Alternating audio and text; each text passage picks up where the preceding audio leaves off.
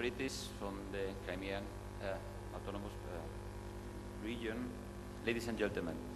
Well, in fact, it's a pleasure for us to be in an economic forum, because normally we are dealing with our work in the ground. That means to remove border barriers.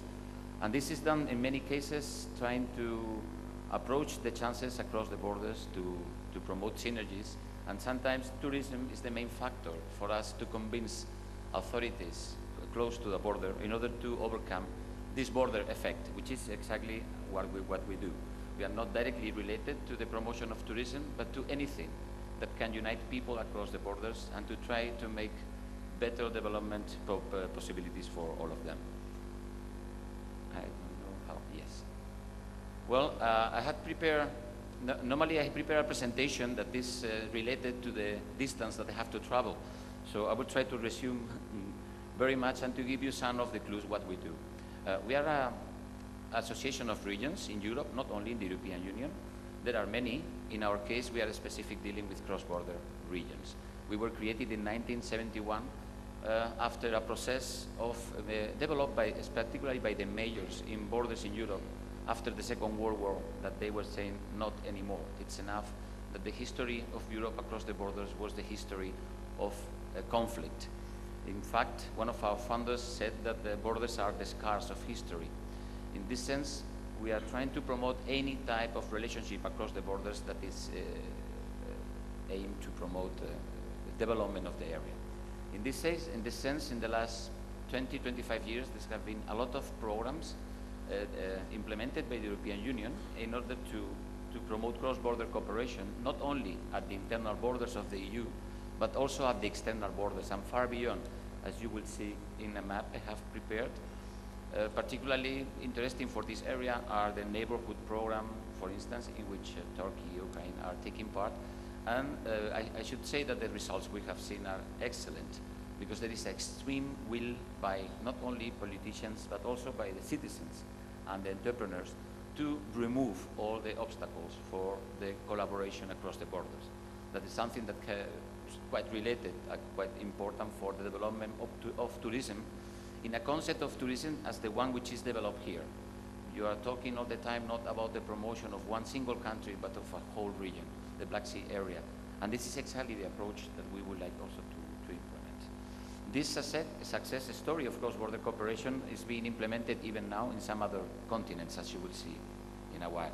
Well, this is a map that probably you cannot see it very well in detail, but all these elements which are included in the map means that there is an active cross-border structure. Normally are structures that are promoted by the public partners, municipalities, regions, etc.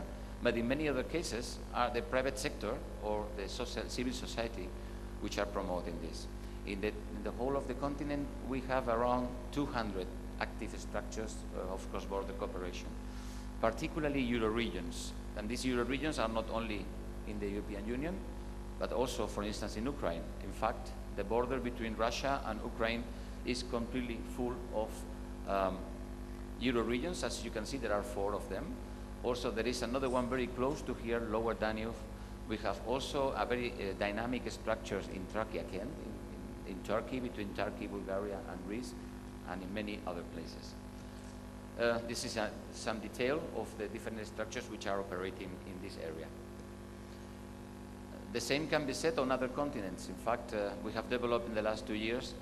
You can see all these signs are indicating a cross-border development area, and in most of these areas, tourism is the main element.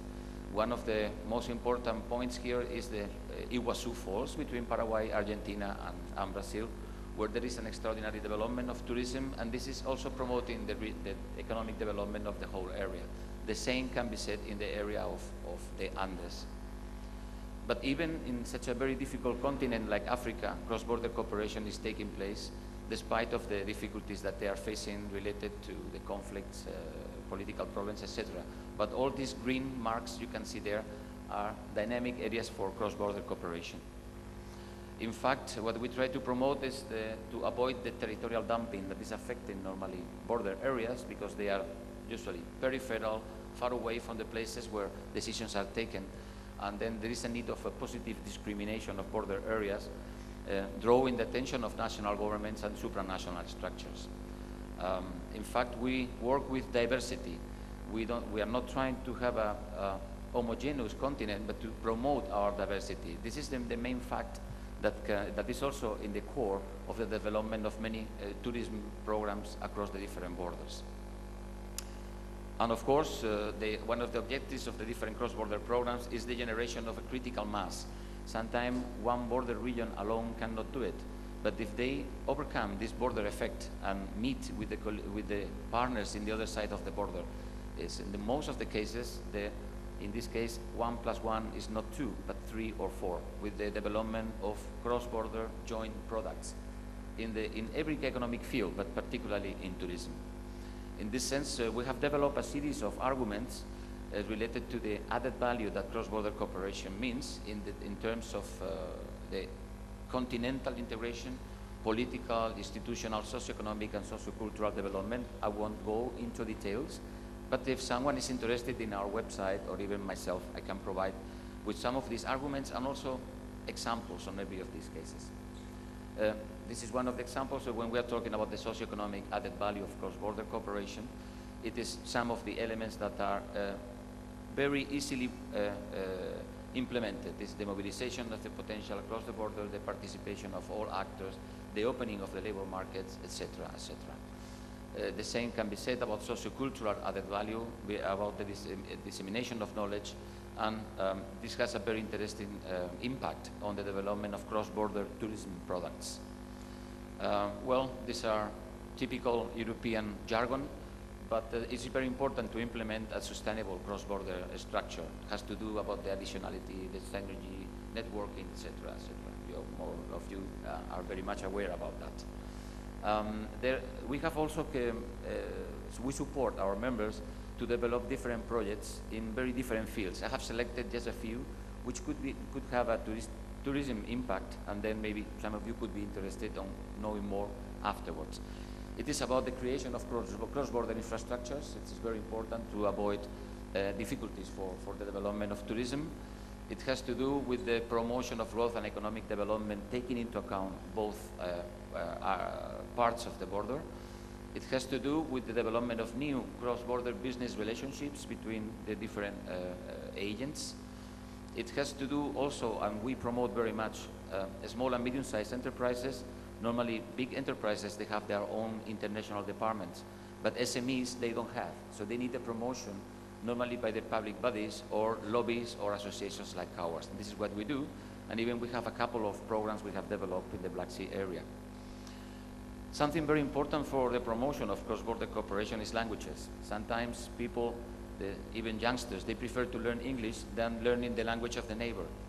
We think that both are okay. It's good to speak in English so we can communicate all over the world, but it's also very important to know the language of the neighbor if you want to develop any kind of business with them. So we also promote these kind of programs, which find them very interesting, and they are not easy to implement. Of course, cross-border public transport links across the borders. This seems to be something very evident, but this sometimes is very difficult. You have to stop with the bus on the border, and then you have to get a new bus, and this can create some obstacles. Okay, thank you. I will run up. And of course, the development of cross-border tourism concepts and projects that are really cross-border and not national at all. You can see some of the examples we have taken part in the slide, but there are many more.